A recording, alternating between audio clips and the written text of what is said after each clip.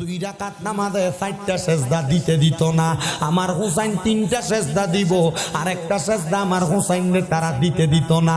মা ফাতেমা ডাক দিয়া কয়, আব্বা ও আব্বা, আপনি যে বললেন আরেকটা সেজদা দিতে দিত না, আপনি নবী তো মুস্তাজাবাতুদ দাওয়াত, আপনি নবীর দোয়া তো আমার আল্লাহ ফিরায় না, আপনি নবী দোয়া করেন না আমার আল্লাহ যেন আমার হুসাইনের বাকি একটা সেজদা আদায় করতে দেয়।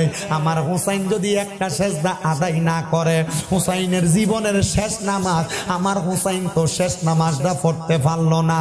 আমার দয়াল নবী রাহমাতুল লিল আলামিন নবী ডাক দিয়া কয়, ফাতেমা, আমার হুসাইনের বাকি একটা সেজদা দুনিয়াতে দিবে না রে ফাতেমা। আমার হুসাইন ওই সেজদাটা কাল হাসরের ময়দানের মধ্যে আমার আল্লাহর কুদরতি কদমের মধ্যে দিবে। মা ফাতেমা কয়, আল্লাহ কেন কুদরতি কদমের মধ্যে দিবে?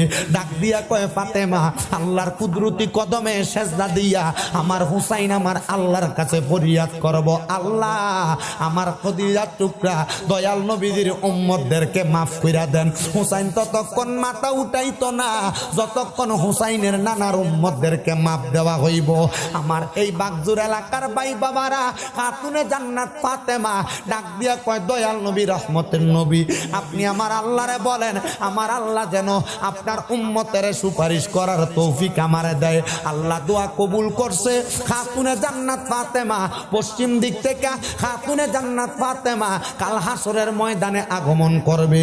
আগমন কইরা খাতুনে জান্নাত ফাতেমা আমার দয়াল নবী রহমাতুল লিল আলামিন নবীর গুনাহগার উম্মতদেরকে হাতে দইরা দইরা জান্নাতের দিকে নিয়ে যাবে। জোরে কোন সুবহানাল্লাহ।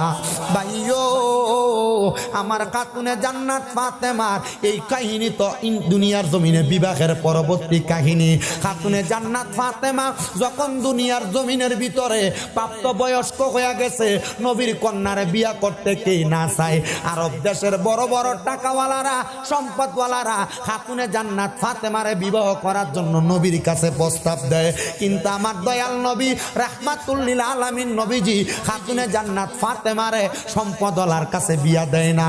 আমার দয়াল নবীরে আমার আল্লাহ তাআলা নির্ধারণ করে দিছে, নবী গো, ও দয়াল নবী রাহমাতুল লিল আলামিন নবী, ইসলামের চতুর্থ খলিফা হযরত আলী কাররামাল্লাহু ওয়াজহু, হযরত আলী কাররামাল্লাহু ওয়াজহুরে আপনি আপনার কলিজার টুকরা মেয়ের জামাতা হিসেবে কবুল করেন।